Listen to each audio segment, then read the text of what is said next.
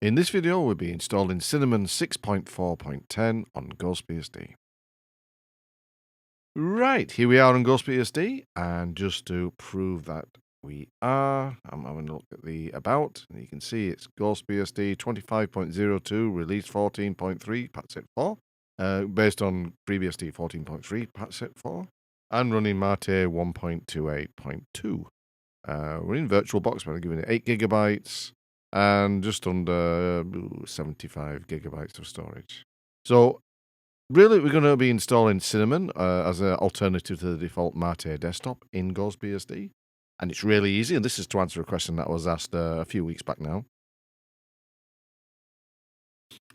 Just doing an update, and there's no updates available, so we're going to go straight into the software station, which, as you know, is the main, it's a GUI package manager for GhostBSD. Very nice as well. I do like it. And I'll just make that a bit bigger. And make that a bit bigger down there. There we go. And it's just refreshing the database now. A little blue line at the bottom. There we go. And yeah, so what we're searching for is Cinnamon. Now, it may not be exactly the latest version, but I think it's only about a couple of point releases off. And there's Cinnamon, look, 6.4.10. I think that's the meta package, so I think it'll download everything else. But what I'm going to, in this situation, what I'm going to do, I'm going to tick everything, just in case. And then we're going to apply and install it. And when it's ready, there you go. It will pop up a list of additional packages it's going to install. I mean, it's quite a few. I mean, it's, you know, it's quite a few libraries from GNOME that needs to be downloaded. But yeah. So we're going to leave it doing that, and then we'll come back in a minute. Right, it's finished. So just need to close the software station.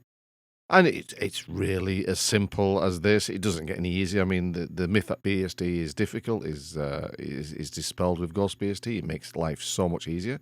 We just log out, and there's the login screen. I always go to that little circle area there. And it gives you alternatives. Now it says Cinnamon with software. Cinnamon, that's one. Software rendering underneath. And the default one at the bottom. So we need just Cinnamon. And we just log back in.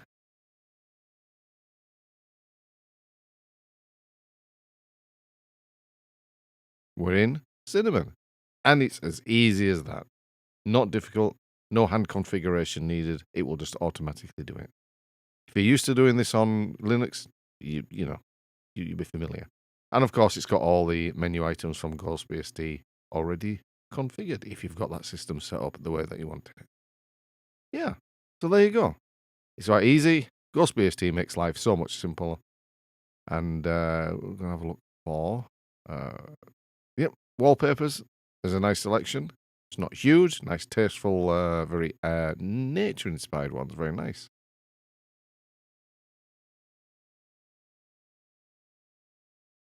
Like I say, everything's already loaded in the Cinnamon menu, and it doesn't get any easier than this, really. And, of course, it's the same process for other desktops if you want to install them.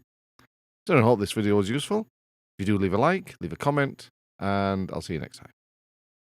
In this video, we'll be installing CoolRetroTerm on GhostBSD. Right, if you're as old as me, this video will be of some interest. It might spark some memories. Because I remember when these terminals used to look like this and not have to be emulated, but there you go. So anyway, we're on GhostBSD, and we're in GhostBSD 25.02 release 14.3 patch set 4. And we're just, oh, there you go. There's the traditional default terminal for GhostBSD. And there's nothing wrong with it. It's perfectly fine. I like it very much. And this is HTOP running on it. And, you know, if you're used to the way that HTOP looks on a black terminal, then you know, everything's fine. And there's top. But, you know, there once were a time when terminals used to be physical objects rather than little windows you opened, and they looked very different. So if you want to emulate that, we need to go into Software Station.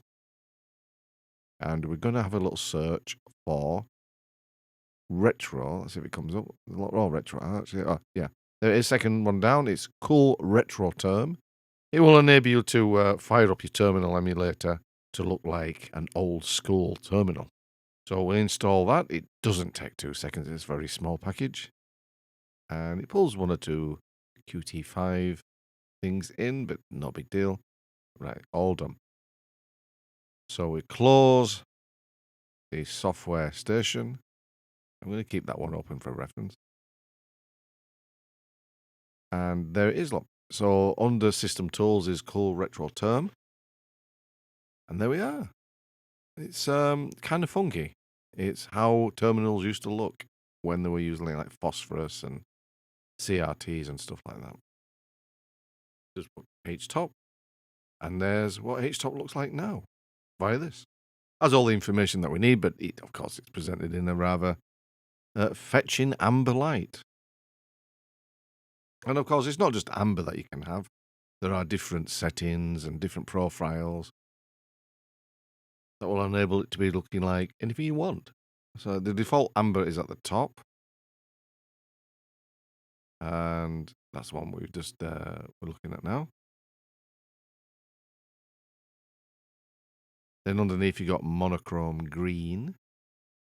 You got green scan lines, default pixelated, Apple II, vintage, IBM DOS, IBM 3278, and futuristic, which is intriguing.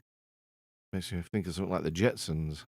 You can change whether you got scan lines or pixels, etc. And even in that, you've got a choice of like Commodore PET and different ones. There's a lot to tweak.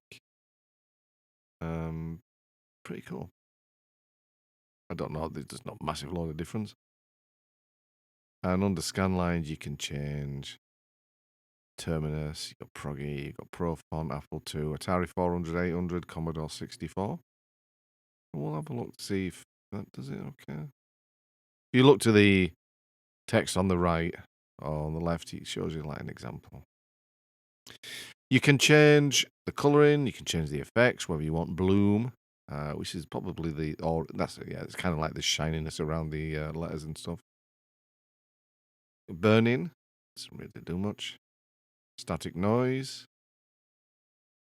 You can tweak it, different things to your own taste. That doesn't do much. Advanced, if you really want to get into the different things. And if you've tweaked it or created your own effect, really, that you're happy with, you can save. So we're going to save monochrome green as, say we just altered it, we can just change it to green. We could have made everything green, even the text, so it was just one big green screen. So if you're happy with that, then you could use that later on, and you just load it up. So there's your monochrome green. There's your green scanline.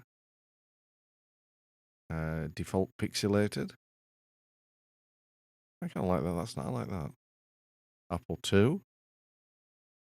Okay, that's default green. You got vintage. Oh, no, wrong one. I need to load, not save. Oh, that's very, IBM DOS. Okay. IBM 3278. All right. Oh, that's not too bad. I like that. And then you got futuristic, which is, okay, cool. Monochrome green. Yeah, I like that one. I like the monochrome green, and that's the settings that you can tweak and create your own if you want to. If there's one that you particularly want, or if there's one that you want, you can emulate one closely. So there's the about. It's version 1.1.1. And very handy it is too. In a kind of fun kind of way. You obviously don't need it, but if you want to switch up your terminal sessions, you can do. Yeah. And of course, you can choose your profiles on the fly this way, so you don't have to go into it. And there's at the bottom is the one that we created. For some reason, Amber, so I must have changed it again. But yeah, very good. I like it. It's a bit of fun. Nothing serious. I thought you might enjoy seeing it on GhostBSD. If you like this video, give it a thumbs up. And thanks for watching.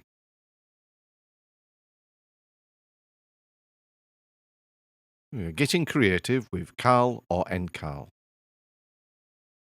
Right then, here's a little bit of fun. I thought, oh, want to produce a nice calendar? You could either just do a one-off or a present, for someone for November or December. You could have it looking nice. You could tailor it to your needs, and it's easily done.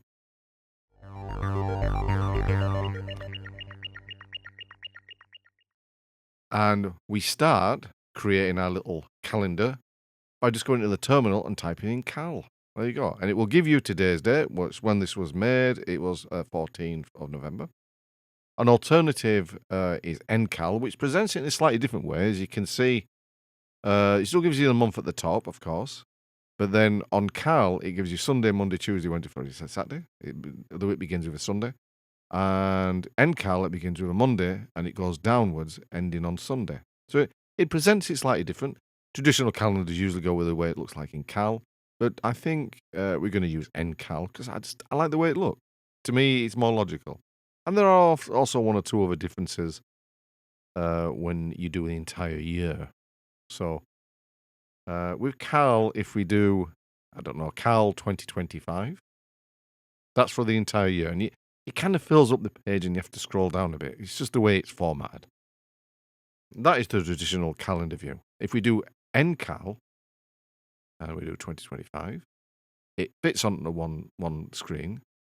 And I think it just looks neater. It's just me. I just think it looks nicer and it's more logical because it gives you all the Mondays in a row and it's just, you scroll from left to right. It's nice. So we're going to use ncal and you can specify a month of a particular year. There's January earlier this year. You can next year if you want to do a calendar, obviously, for next year. And you can, if you want, do another 1,000 years and 1 year from now, if you want, as a present to your time-traveling friends. But we're going to do a ncal. Again, plainly, it just presents this month, of course. And if you put the exact date, so ncal 11th month 2025, it will give you that month. And if you don't want it to appear on screen and you want to put it as an output to a text file, which we're going to have to do, you put that little more than symbol, that little bracket to the right, and you put into November 2025. You can either put doc, or you can put text, or you can put ODT if you want to use like LibreOffice or OpenOffice, etc. So we've already saved one, but it's not in the place I want it to be. And you can specify a path if you wish. And this way, so I've got a folder on the desktop called Calendar, and in that I'm going to have to save it again. I could move it over, of course, but I'll just do it this way. So I'm saving it to a calendar folder.